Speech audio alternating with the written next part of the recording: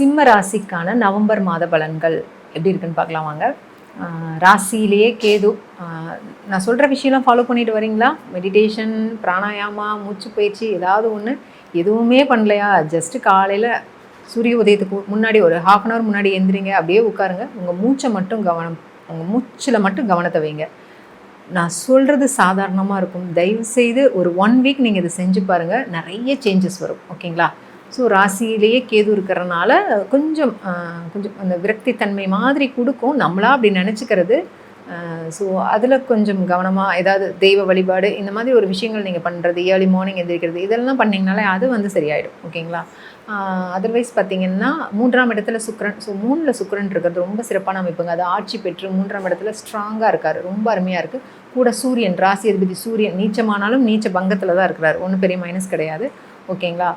ரொம்ப அருமையாக இருக்குது. என்ன எடுத்த காரியமெல்லாம் வெற்றியாகும். ஓகே, குடும்பத்திலேருந்து சப்போர்ட் கிடைக்கும். நீங்கள் செய்கிற விஷயம் எல்லாமே நடக்கும். ஸோ மிக அருமையான அமைப்பு. 3ஆம் இடத்துல சுக்கிரன் சூரியன் இருக்கிறது. 4ல் செவ்வாய் புதன். ஸோ புதன் இருக்கிறது பார்த்திங்கன்னா ஃபேமிலியில் நல்ல ஒரு சந்தோஷத்தையும் என்ஜாய்மெண்ட்டையும் கொடுக்கும். ஆனால் செவ்வாய் இருக்கும்போது நம்ம ஹெல்த் கொஞ்சம் நல்லா பார்த்துக்கணும். ஒன்றும் பிரச்சனை இல்லைங்க. குருவோட பார்வை இருக்கிறனால அது சிறப்பாகவே அமைஞ்சிடும். ஓகேங்களா? என்ன ஒன்று, 4ல் செவ்வாய் இருக்குது.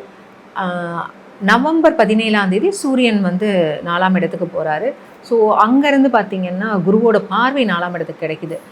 பொதுவாக பார்த்திங்கன்னா ஏதாவது பூமி வாங்கிறது, இடம் வாங்கிறது, ஓகேங்களா, இடம் விற்கிறது, இந்த மாதிரி விஷயங்கள் நிச்சயமாக சப்போர்ட் பண்ணும். ஓகே, அடுத்து பார்த்திங்கன்னா ராசிக்கு 7ஆம் இடத்துல ராகு. ராசிக்கு 7ல் ராகு, ராசியில் கேது. கண்டிப்பாக வந்து திருமணம் விஷயமாகட்டும், ஃப்ரெண்ட்ஸ் விஷயமாகட்டும், கூட்டு தொழிலில் கூட்டாளிகள் இருப்பாங்க இல்லையா, அவங்கக்கிட்டையெல்லாம் வார்த்தைகளை கொஞ்சம் கவனமாக யூஸ் பண்ணுங்கள். ஓகேங்களா? ஸோ ஆல்ரெடி நம்மளுக்கு தெரியுது என்ன பிரச்சனை வரும்னு. அதனால் அதில் கொஞ்சம் கவனமாக இருங்க. பணத்தை இன்வெஸ்ட் பண்ணுறதுல ரொம்ப ரொம்ப ரொம்ப ரொம்ப கவனமாக இருங்க. ஏன்னா 8ஆம் இடத்துல சனி, பட் குருவோட பார்வை இருக்குது. ஆனால் குரு எங்கேருந்து பார்க்குறாரு? ராசிக்கு 12ஆம் இடத்துலேருந்து பார்க்குறாரு. ஓகேங்களா? ஸோ அந்த கால்குலேஷன்லாம் வேறு இருக்குது. எங்கேருந்து பார்க்குறாரு அப்படிங்கிறது இருக்குது, எந்த இடத்த பார்க்குறாரு அப்படிங்கிறது இருக்குது. இன்னும் உங்கள் ஜனனகால ஜாதகம் எப்படி இருக்குன்னுங்கிறதெல்லாம் பொறுத்து தான் நம்மளுக்கு பலன்கள் நடக்கும். இது ஓரளவுக்கு நம்மளுக்கு வந்து சப்போர்ட் பண்ணோம். நம்ம என்ன விஷயங்கள்லாம் பண்ண வேண்டாங்கிறத நம்ம தெரிஞ்சுக்கலாம் இந்த கோச்சாரத்தில். ஓகேங்களா? ஸோ இன்வெஸ்ட்மெண்ட் பண்ணுறதுல கவனமாக இருங்க. அதே மாதிரி பேரண்ட்ஸ் கிட்ட பேசுகிறதுல கொஞ்சம் அன்பான வார்த்தைகளை சேர்த்து பேசுங்க. உங்கள் ராசிக்கு பார்த்திங்கன்னா அதான் 12ஆம் இடத்துல விரைய குருவாக இருக்கிறனால கையில் நிறைய பணம் கிடைக்கிது அப்படின்னா அது ஏதாவது ஒரு சுப விரயமாக பண்ணிடுங்க. வீடு கட்டுறது, கல்யாணம் பண்ணுறது, கோல்டு வாங்கிறது, சில்வர் வாங்கிறது, அந்த மாதிரி ஏதாவது ஒரு ஆக்கப்பூர்வமான விஷயங்களில் கொண்டு போய் பணத்தை வச்சுருங்க. கையில் மட்டும் பணத்தை வச்சுக்காதீங்க. ஓகேங்களா? அதர்வைஸ் வந்து சிம்மராசிக்காரங்க பண்ண வேண்டிய விஷயம் அப்படின்னு பார்த்திங்கன்னா மகம் நட்சத்திரம். இதில் மகம் நட்சத்திரத்தில் பிறந்தவங்க நிச்சயமாக மகம் நட்சத்திரம் பிறந்தவங்க வீட்டு அருகில் வந்து பார்த்திங்கன்னா வீட்டு அருகில் வந்து பார்த்திங்கன்னா ஆலமரம் இருக்கும். ஸோ ஆலமரத்தை வந்து சுற்றி வாங்க, ஆலமரத்தடியில் உட்காந்துட்டு வாங்க. முடிஞ்சால் ஒரு ஆலமர இலை வந்து எப்பயுமே கையில் வச்சுக்கோங்க நீங்கள். அதே மாதிரி இதில் பூரம் நட்சத்திரம். பூரம் நட்சத்திரத்தில் பிறந்தவங்களுக்கு ஆல்ரெடி நான் சொல்லியிருக்கேன், எலுமிச்சை வந்து அதிகமாக உணவில் பயன்படுத்துங்க அப்படின்ட்டு. ஸோ லெமன் ஜூஸ் குடிக்கிறது, அதே மாதிரி நீர்மோர். வீட்டுக்கு யார் வந்தாலுமே உங்கள் கையால் ஒரு டம்ளர் மோர் கொடுத்து பாருங்கள், உங்கள் நட்சத்திரம் நல்ல வலுவடையும். ஓகேங்களா? அதே மாதிரி இதில் இருக்கிற உத்திர நட்சத்திரக்காரங்க மாதுளை வந்து அதிகமாக உணவில் எடுத்துக்கோங்க. ஜென்ரலாகவே உங்களுக்கு கொஞ்சம் ஹீட் பாடியாக தான் இருக்கும். அதனால் வந்து உணவில் வந்து மாதுளை அதிகமாக எடுத்துக்கிறது நல்லது. ஐயப்பன் வழிபாடு பண்ணுறது, புலி மேலே ஐயப்பன் உட்காந்துருக்காரு இல்லைங்களா, அந்த பிக்சர் வந்து ஃபோனில் வச்சு நீங்கள் பார்க்குறதுமே நல்லது. ஐயப்பன் கோவிலுக்கு போயிட்டு வர்றதுமே ரொம்ப நல்லது. பொதுவாக பார்த்திங்கன்னா அந்த உத்திரம் வந்து சரியான கால்குலேட்டிவாக இருப்பீங்க. ஓகேங்களா? ஸோ சிறப்பான ஒரு மாதமாக இந்த மாதம் உங்களுக்கு அமையட்டும். சிம்ம ராசிக்கான நவம்பர் மாத பலன்கள் எப்படி இருக்குன்னு பார்க்கலாம் வாங்க. ராசியிலேயே கேது. நான் சொல்கிற விஷயம்லாம் ஃபாலோ பண்ணிட்டு வரீங்களா? மெடிடேஷன், பிராணாயாமா, மூச்சு பயிற்சி ஏதாவது ஒன்று எதுவுமே பண்ணலையா? ஜஸ்ட்டு காலையில் சூரிய உதயத்துக்கு முன்னாடி ஒரு ½ hour முன்னாடி எந்திரிங்க, அப்படியே உட்காருங்க. உங்கள் மூச்சில் மட்டும் கவனத்தை வைங்க. நான் சொல்கிறது சாதாரணமாக இருக்கும். தயவுசெய்து ஒரு 1 வீக் நீங்கள் இதை செஞ்சு பாருங்கள், நிறைய சேஞ்சஸ் வரும். ஓகேங்களா? ஸோ ராசியிலேயே கேது இருக்கிறனால கொஞ்சம் அந்த விரக்தி தன்மை மாதிரி கொடுக்கும். நம்மளா அப்படி நினச்சிக்கிறது. ஸோ அதில் கொஞ்சம் கவனமாக ஏதாவது தெய்வ வழிபாடு இந்த மாதிரி ஒரு விஷயங்கள் நீங்கள் பண்ணுறது, ஏர்லி மார்னிங் எந்திரிக்கிறது, இதெல்லாம் பண்ணிங்கனாலே அது வந்து சரியாயிடும். ஓகேங்களா? அதர்வைஸ் பார்த்தீங்கன்னா 3ஆம் இடத்துல சுக்கிரன். ஸோ 3ல் சுக்கிரன் இருக்கிறது ரொம்ப சிறப்பான அமைப்புங்க. அது ஆட்சி பெற்று 3ஆம் இடத்துல ஸ்ட்ராங்காக இருக்கார். ரொம்ப அருமையாக இருக்குது. கூட சூரியன், ராசி அதிபதி சூரியன் நீச்சமானாலும் நீச்ச பங்கத்தில் தான் இருக்கிறார். ஒன்றும் பெரிய மைனஸ் கிடையாது. ஓகேங்களா? ரொம்ப அருமையாக இருக்குது. என்ன எடுத்த காரியமெல்லாம் வெற்றியாகும். ஓகே, குடும்பத்திலேருந்து சப்போர்ட் கிடைக்கும். நீங்கள் செய்கிற விஷயம் எல்லாமே நடக்கும். ஸோ மிக அருமையான அமைப்பு. 3ஆம் இடத்துல சுக்கிரன் சூரியன் இருக்கிறது. 4ல் செவ்வாய் புதன். ஸோ புதன் இருக்கிறது பார்த்திங்கன்னா ஃபேமிலியில் நல்ல ஒரு சந்தோஷத்தையும் என்ஜாய்மெண்ட்டையும் கொடுக்கும். ஆனால் செவ்வாய் இருக்கும்போது நம்ம ஹெல்த் கொஞ்சம் நல்லா பார்த்துக்கணும்.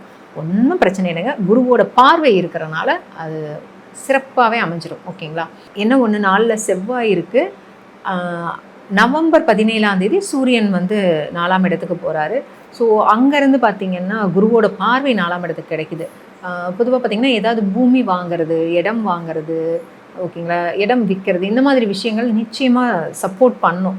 ஓகே, அடுத்து பார்த்திங்கன்னா ராசிக்கு 7ஆம் இடத்துல ராகு. ராசிக்கு 7ல் ராகு, ராசியில் கேது. கண்டிப்பாக வந்து திருமணம் விஷயமாகட்டும், ஃப்ரெண்ட்ஸ் விஷயமாகட்டும், கூட்டு தொழிலில் கூட்டாளிகள் இருப்பாங்க இல்லையா, அவங்கக்கிட்ட எல்லாம் வார்த்தைகளை கொஞ்சம் கவனமாக யூஸ் பண்ணுங்கள். ஓகேங்களா? ஸோ ஆல்ரெடி நம்மளுக்கு தெரியுது என்ன பிரச்சனை வரும்னு, அதனால் அதில் கொஞ்சம் கவனமாக இருங்க.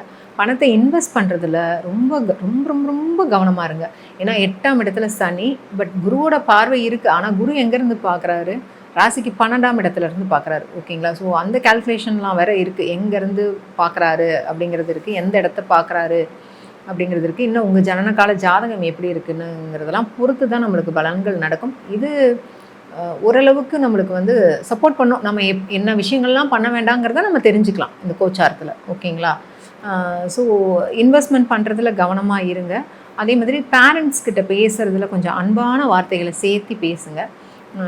உங்கள் ராசிக்கு பார்த்திங்கன்னா அதான் 12ஆம் இடத்துல குரு விரய குருவாக இருக்கிறனால கையில் நிறைய பணம் கிடைக்கிது அப்படின்னா அது ஏதாவது ஒரு சுப விரயமாக பண்ணிடுங்க. வீடு கட்டுறது, கல்யாணம் பண்ணுறது, கோல்டு வாங்கிறது, சில்வர் வாங்கிறது, அந்த மாதிரி ஏதாவது ஒரு ஆக்கப்பூர்வமான விஷயங்களில் கொண்டு போய் பணத்தை வச்சுருங்க. கையில் மட்டும் பணத்தை வச்சுக்காதீங்க. ஓகேங்களா? அதர்வைஸ் வந்து சிம்மராசிக்காரங்க பண்ண வேண்டிய விஷயம் அப்படின்னு பார்த்திங்கன்னா மகம் நட்சத்திரம். இதில் மகம் நட்சத்திரத்தில் பிறந்தவங்க நிச்சயமாக மகம் நட்சத்திரம் பிறந்தவங்க வீட்டு அருகில் வந்து பார்த்திங்கன்னா வீட்டு அருகில் வந்து பார்த்திங்கன்னா ஆலமரம் இருக்கும். ஸோ ஆலமரத்தை வந்து சுற்றி வாங்க, ஆலமரத்தடியில் உட்காந்துட்டு வாங்க. முடிஞ்ச ஒரு ஆலமர இலை வந்து எப்பயுமே கையில் வச்சுக்கோங்க நீங்கள். அதே மாதிரி இதில் பூரம் நட்சத்திரம்.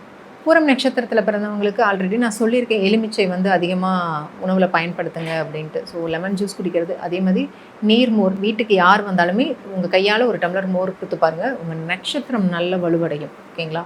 அதே மாதிரி இதில் இருக்கிற உத்திர நட்சத்திரக்காரங்க மாதுளை வந்து அதிகமாக உணவில் எடுத்துக்கோங்க. ஜென்ரலாகவே உங்களுக்கு கொஞ்சம் ஹீட் பாடியாக தான் இருக்கும். அதனால் வந்து உணவில் வந்து மாதுளை அதிகமாக எடுத்துக்கிறது நல்லது. ஐயப்பன் வழிபாடு பண்ணுறது, புலி மேலே ஐயப்பன் உட்காந்துருக்காரு இல்லைங்களா, அந்த பிக்சர் வந்து ஃபோனில் வச்சு நீங்கள் பார்க்குறதுமே நல்லது. ஐயப்பன் கோவிலுக்கு போயிட்டு வர்றதுமே ரொம்ப நல்லது. பொதுவாக பார்த்திங்கன்னா அந்த உத்திரம் வந்து சரியான கால்குலேட்டிவாக இருப்பீங்க. ஓகேங்களா? ஸோ சிறப்பான ஒரு மாதமாக இந்த மாதம் உங்களுக்கு அமையட்டும்.